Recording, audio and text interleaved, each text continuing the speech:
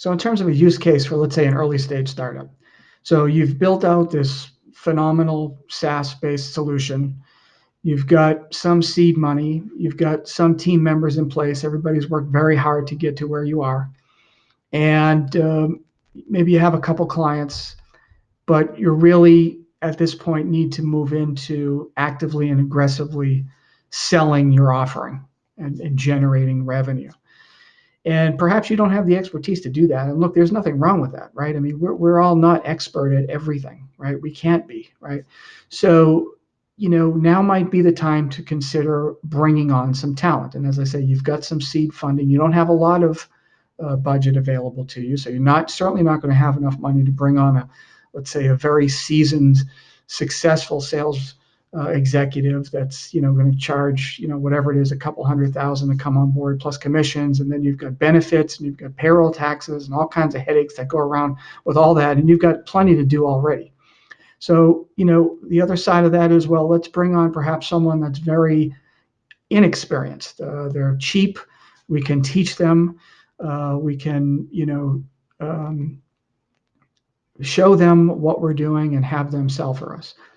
Well, there are a ton of challenges around that too. When you're working with inexperienced people, one of the key things you need leadership, right? To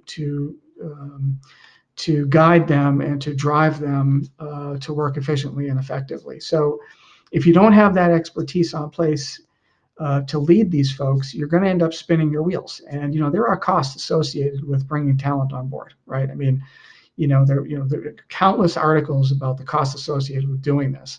And today we know that most folks are, jumping in and out of jobs every 1 to 2 years, right?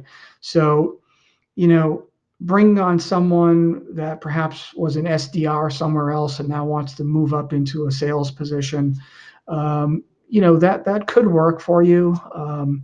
But again, without the leadership, that's a significant change.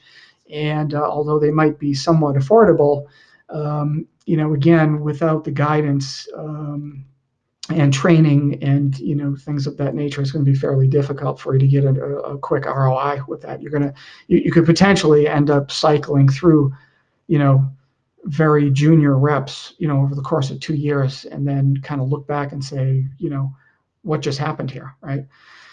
So the other option is what I believe is the new frontier, which is why I started Sales Acceleration Force. And that's actually a lot of what I've been doing for most of my career. But this is a little more structured now. And as I say, I've wrapped this up into what I consider and what I'm going to call a managed sales services model. And the advantage to this is that when we look at a sales organization today, and we look at all the stuff that's done at the rep level, there are many different moving parts that are associated with being a successful sales representative, or as I would say, a sales executive. It's not relying on marketing to hand us leads, and it's not making 100 cold calls a day. It's not spinning our wheels and doing things that are not a very good use of our time. And one of the key drivers in terms of what I've built my career around is the value of time, and not just my time, but the time of everyone else.